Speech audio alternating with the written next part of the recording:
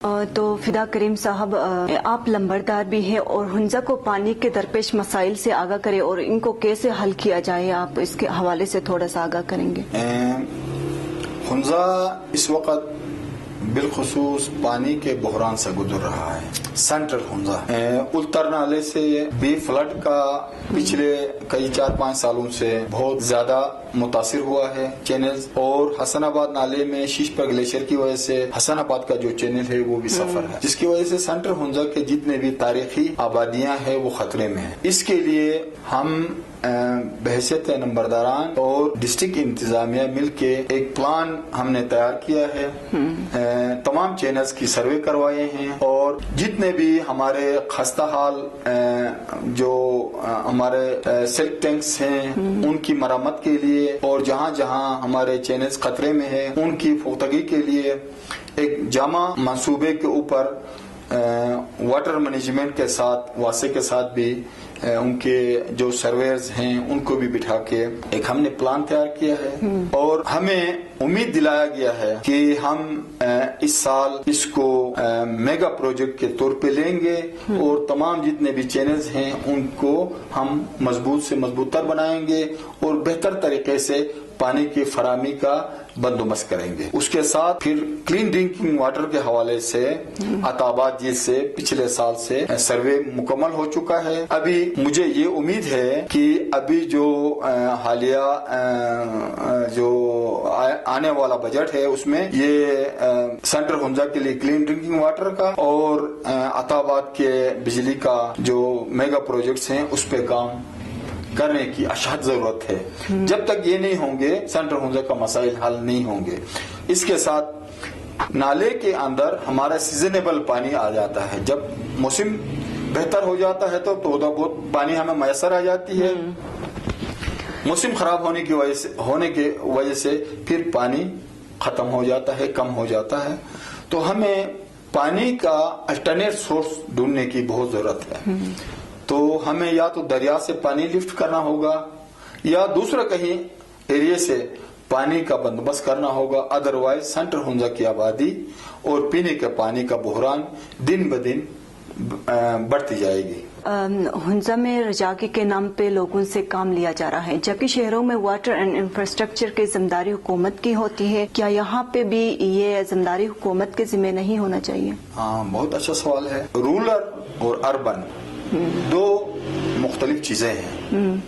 جو rural areas ہیں، شہری نظام کے ڈیزائن کر کے لوگوں نے جو چیزیں بنائی ہیں، ادارے بنائے ہیں، وہ آپ دیکھیں، آپ اگزامپل لے لیں، گلگت ہمارا سٹی ہے اور ہمارا صوبائی کیپٹل ہے، وہاں حکومت نے چینلز اپنے ذمہ میں لیے ہیں، لیکن آپ اس چینلز کو دیکھیں گے تو وہ آپ کا سیوریج لائن نظر آئے گا، وہ آپ کو چینل نظر نہیں آئے گا۔ میں بچپن میں گلگت میں پڑھتا تھا تو وہ اسی نہر سے میں پانی پیتا تھا، میں مچھلیاں پکڑتا تھا، اور وہاں سے میرے ساتھ جتنے بھی اسٹوڈنٹ ہوتے تھے ہم پانی پیتے تھے، لیکن ہم جب آج جا کے وہاں دیکھتے ہیں تو وہ سیوریج لائن کا منظر پیش کرتا ہے، مجھے بڑا افسوس ہوتا ہے۔ ہمارا وزیر اعظم، وزیر اعلیٰ بھی وہاں ہے، ہمارا گورنر بھی وہاں ہے، اور ہمارے دوسرے مقتدر ادارے بھی وہاں پہ ہیں، لیکن ہنزا میں رجا کے دو قسم کے ہیں، اس کا میں ذرا ڈیٹیل بتانا چاہتا ہوں۔ بالکل سر، آپ ڈیٹیل میں بتا دیں۔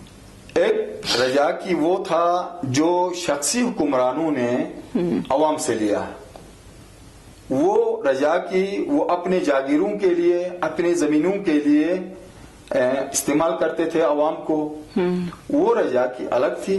یہ جو رجا کی ہے وہ رجا کی آپ اپنے لیے کرتے ہیں، میں اپنے زمین کے لیے پانی لیتا ہوں، میں اپنے زمین سے پھل اٹھاتا ہوں، میں اپنے زمین سے اناج اٹھاتا ہوں، اور میں اپنے فیملی پہ وہ استعمال کرتا ہوں۔ تو وہ رجا کی اور اس رجا کی میں بڑا فرق ہے۔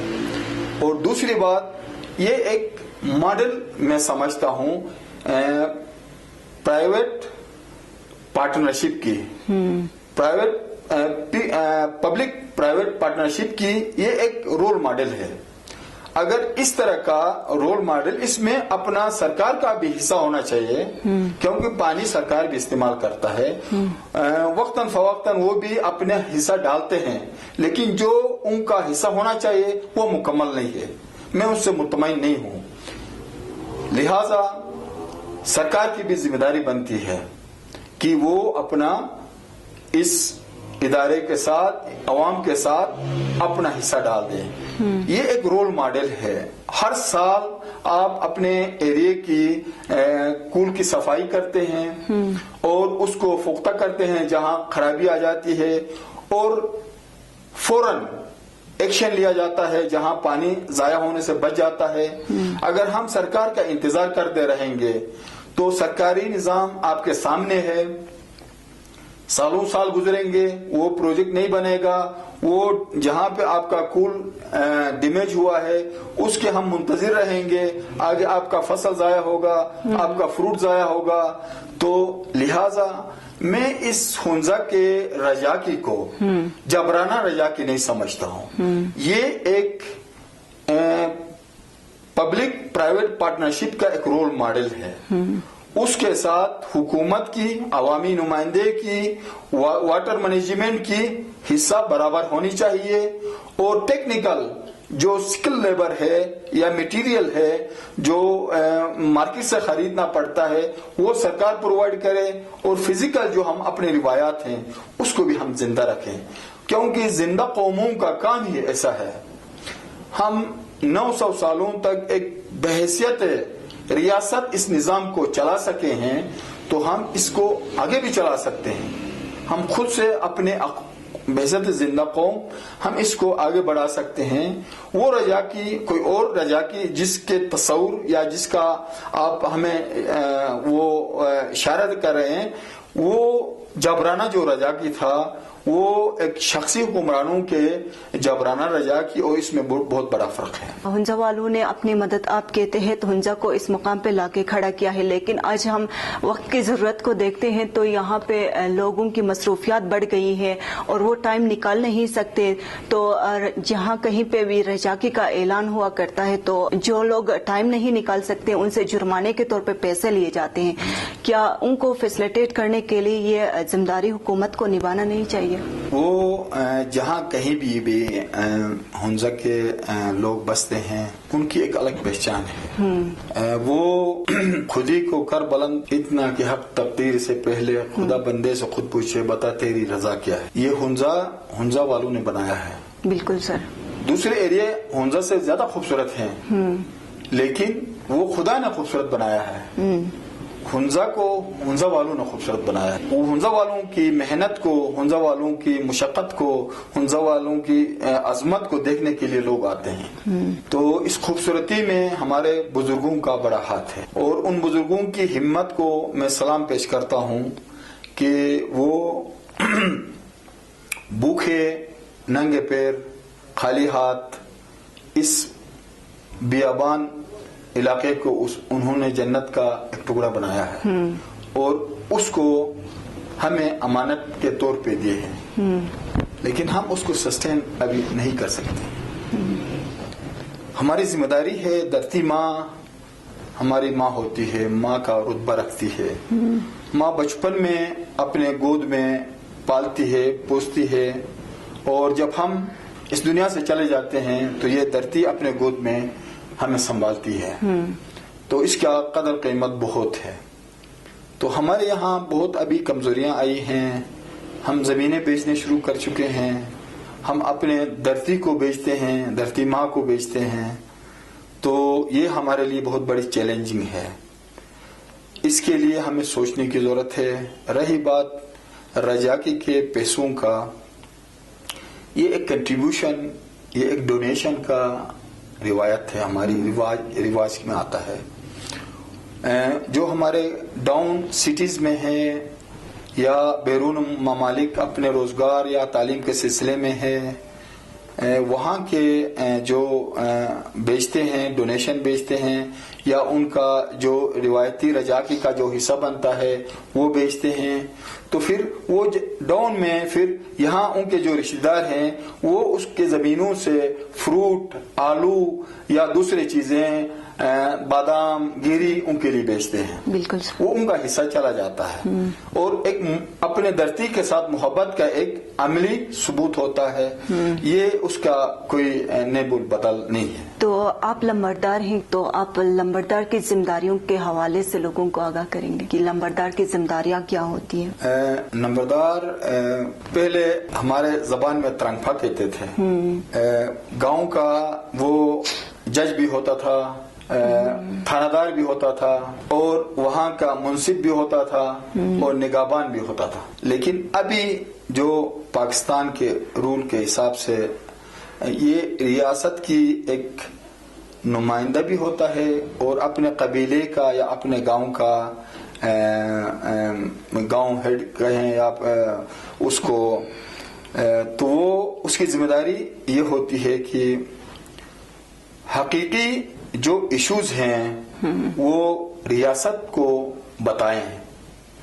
بنیادی حقیقی جو ایشوز ہیں وہ منوعاً حکومت کو، ریاست کے ذمہ داروں کو بتائیں، اور ریاست کی جو ذمہ داریاں ہیں ان کو احساس دلائیں، اور شہری کو یا اس گاؤں کے محلے کے جو اس کے قبیلے کے لوگ ہیں ان کو پھر اپنی ریاست کی، اپنے ذمہ داریاں جو شہری کی ہوتے ہیں اس کی نگہبانی بھی کرے، اور ان کی اچھے برے کا خیال بھی رکھے. ایک خوبصورتی یہاں یہ بھی ہے کہ جب ہمارے روایات کے مطابق کوئی یتیم ہوتا ہے، کوئی بیوہ ہوتی ہے، کوئی کمزور فیملی کا ہوتا ہے، اس کے اوپر رجا کی کا اطلاق نہیں ہوتا ہے. یہ ہمارے روایات کے اندر، ہمارے نظام کا اندر ہے. ہم جبرانہ ظالمانہ طریقے سے ان سے پیسہ کبھی نہیں لیتے ہیں، اور ان کو بلکہ مدد کرنے کی ہم کوشش کرتے ہیں. اگر اس طرح کا کوئی کمزور فیملی ہو تو ہم اس سے جبرانہ کبھی اس سے جرمانہ نہیں لیتے. باقی رہی بات جو سسٹین، اس کی زمین، اس کا گھر کے اندر خوشحالی اور بہتر اس کے فیملی ہیں، تو اس کی ذمہ داری بنتی ہے وہ اپنا حصہ اس کی سرزد و شاداب اس علاقے کو آباد رکھنے کے لیے اپنا حصہ ضرور ڈالتے ہیں. تو آپ ایک کامیاب بزنس مین بھی ہیں، بزنس میں کامیابی کے لیے کن خصوصیات کا ہونا لازمی ہے؟ کیا آپ بزنس میں شوق رکھنے والے نوجوانوں کی رہنمائی کریں گے؟ خنزہ کے لوگ بڑے پڑھے لکھے بھی ہیں، بڑے international national N G Os میں بھی کام کرتے ہیں، اور بہت اچھے کاروباری بھی ہیں. بہت خوشی ہے کہ ہمارے لوگ آن لائن دوسرے ممالک کے ساتھ بھی بزنس کرتے ہیں. ابھی جدت آ گئی ہے کاروبار کے اندر. کاروبار میں 2-3 اہم چیزیں ہیں. کاروبار صرف سرمایہ سے بزنس نہیں ہوتا ہے. کاروبار کے لیے برداشت کی سب سے پہلے ضرورت ہے. دوسری بات رسک لینا پڑتا ہے. تیسری بات ایمانداری شرط ہے. چوتھی بات آپ کا اخلاق. یہ بنیادی چیزیں ہیں کاروبار کے لیے. بہت سے لوگ کوشش کرتے ہیں شارٹ کٹ کروڑ پتی بننے کی. یہ چند دنوں کی چاندنی پھر اندھیری رات والی بات ہوتی ہے. ہمیں ایمانداری کے ساتھ سخت محنت اور مستحکم کاروبار میں نقصان بھی آ جاتا ہے اور منافع بھی آتا ہے، لیکن اپنا ایک معیار رکھنا ضروری ہے. ایمانداری کے ساتھ آپ اس کاروبار کو سنت سمجھ کے کریں. آپ کیونکہ یہ ہمارا سنت رسول ہے بزنس کرنا. ہمارے بہت کم لوگ زیادہ تر جابس کی طرف جاتے ہیں. جاب میں وہ اکیلا ایک بندہ اپنا روزگار کما سکتا ہے. اگر آپ بزنس کریں گے تو آپ 50-100 بندوں کو اور روزگار دے سکیں گے. اگر کوئی ہوٹل ہوٹلیئر ہے تو اس کے بعد 10-15 سٹاف ہوتے ہیں، وہ روزگار دیتا ہے. کوئی مثال کے طور پر میرا ایک چھوٹا سا بیکری کا یونٹ ہے تو میرے پاس 20-25 بندے کام کرتے ہیں، تو مجھے خوشی ہوتی ہے، ان کا بھی گھر کا چولہا جلتا ہے، میرے گھر کا بھی چولہا جلتا ہے. تو میرے اس دھرتی کے برابر میں ایک سپر معاشی طور پہ مضبوط ایک ملک ہے چائنا. یہ چائنا روٹ پہ ہمارے لوگ بہت کم جاتے ہیں، ہمیں چائنا روٹ سے بینیفٹس لینے چاہیے، اور اس کے اندر ہمارے کسٹم کے اندر بھی ہمارے لیے بہت سارے رعایت ہے اور ہمیں بہت سے ریلیف ملتے ہیں، اس سے بھی ہمیں فائدہ لینا چاہیے. اس کے علاوہ ابھی ہمارا چیمبر آف کامرس ہنزا بہت ایکٹیو ہے، اس میں بھی اپنے ممبرشپ ڈالنی چاہیے، ان سے بھی گائیڈنس لینے کی ضرورت ہے. اور بہت سارے ہمارے ادارے ہیں جو یوتھ کو ڈیولپ کرنے کے لیے آگے بڑھی ہیں، تو ہم مل بیٹھ کے، ہمارا بزنس ایسوسیشنز ہیں، ہوٹل ایسوسیشنز ہیں، ہم مل بیٹھ کے اپنے آئیڈیاز کو آگے چلانے کی ضرورت ہے. اور بہت سارے فائنینشیل ادارے بھی آ گئے ہیں، ہمیں فائنینشیل اداروں کو بھی ایکٹیویٹ کرنے کی ذمہ داری بنتی ہے. ہم یوتھ ایک پلیٹ فارم پہ آ جائیں اور وہ بیٹھیں اور وہ اپنے ضروریات کے مطابق کہیں کہ ہمیں اس طرف جانا ہے، گائیڈنس کریں. تو ہمارا اکنامک پلاننگ بورڈ بھی ہے، اس سے بھی ہم گائیڈنس لے سکتے ہیں. تو ہمیں یوتھ کو تھوڑا ایکٹیو ہونے کی ضرورت ہوگی اور محنت کی عادت ڈالنی پڑے گی. محنت کے بغیر کوئی بھی کام نہیں ہوتا ہے. تو آپ اپنے لائف ایکسپیرینس سے بتائیں گے کہ آپ کو کن کن چیلنجز کا سامنا کرنا ہوا یہاں تک پہنچنے میں؟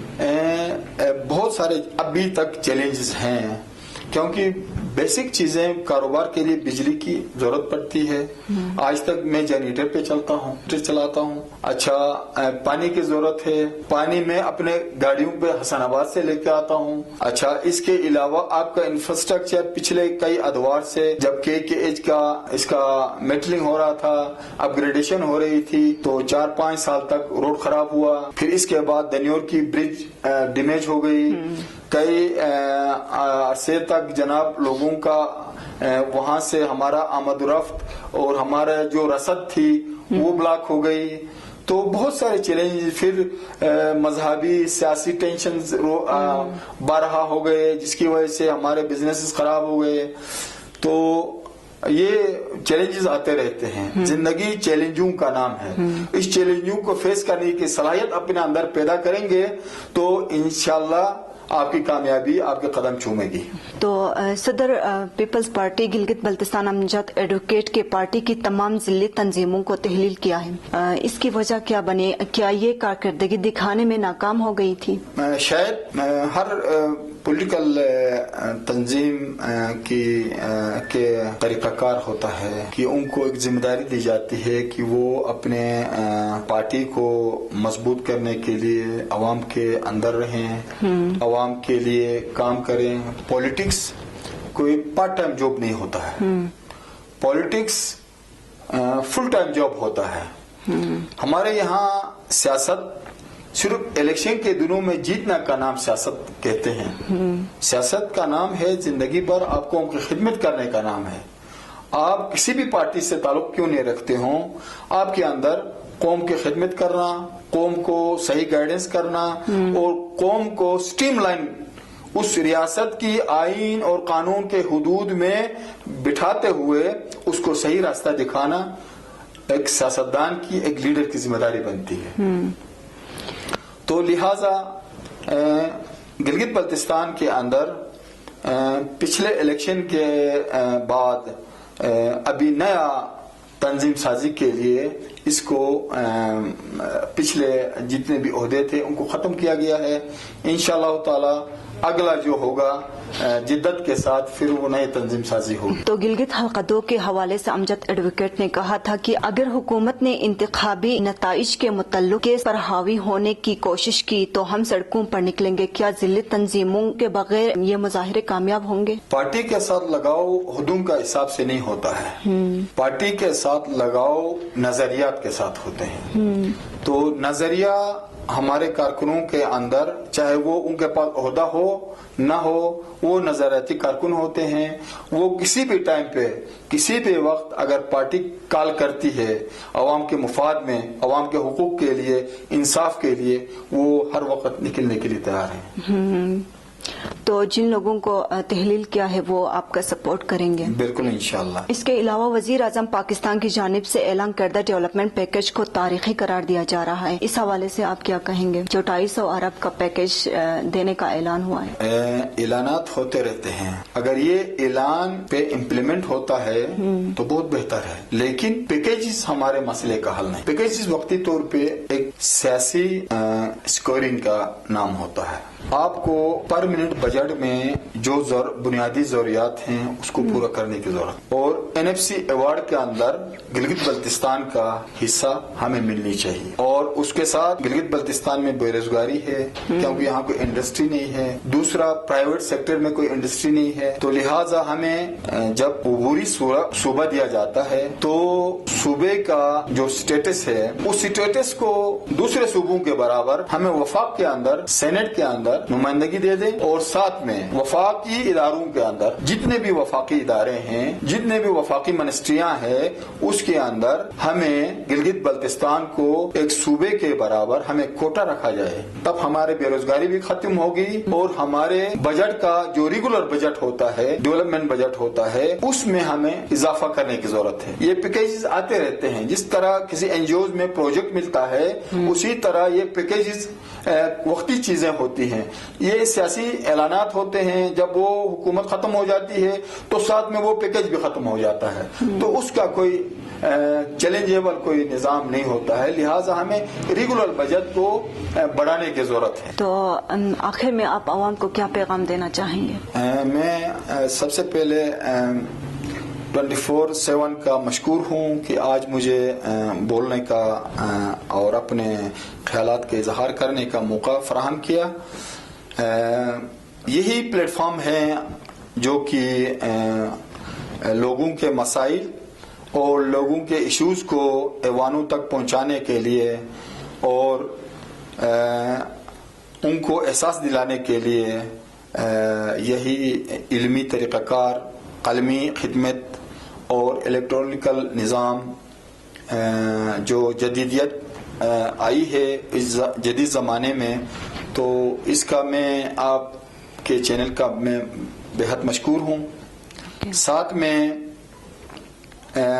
हुंजा से बाहर किसी भी शहर में, किसी भी मुल्क में रहते हैं, हुंजा की दुआएं उनके साथ हैं और हमें उम्मीद है कि उनकी भी मोहब्बत, उनकी भी खुलूस अपने धरती के लिए, अपने मुल्क के लिए और अपने इस वादी हुंजा के लिए उनका भी दिल धड़कता होगा।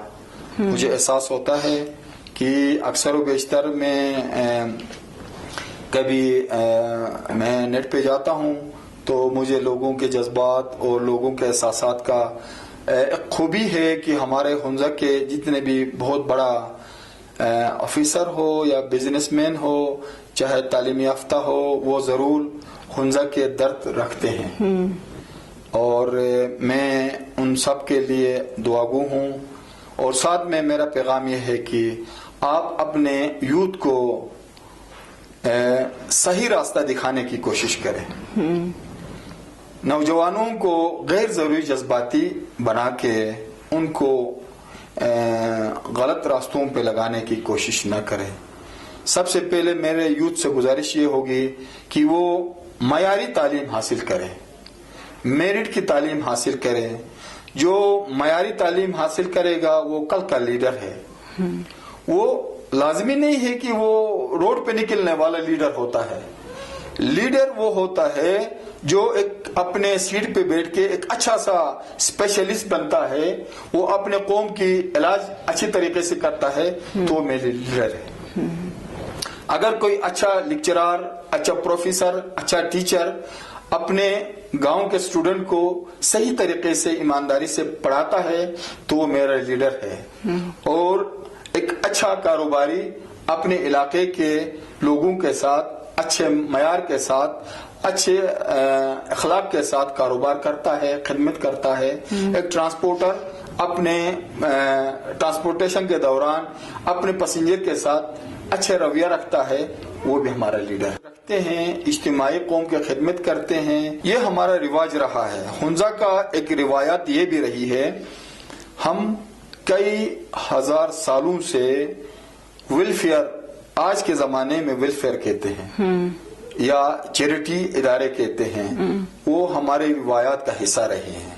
مثال کے طور پر ایک اچھی باکردار پاک دامن خاتون ہوتی تھی، اس کا جب موت ہوتا تھا تو اس کے نام پہ ایک کنواں بناتے تھے لوگ کہ وہاں سے جو مسافر پانی پیے گا وہ دعائیں دے گا.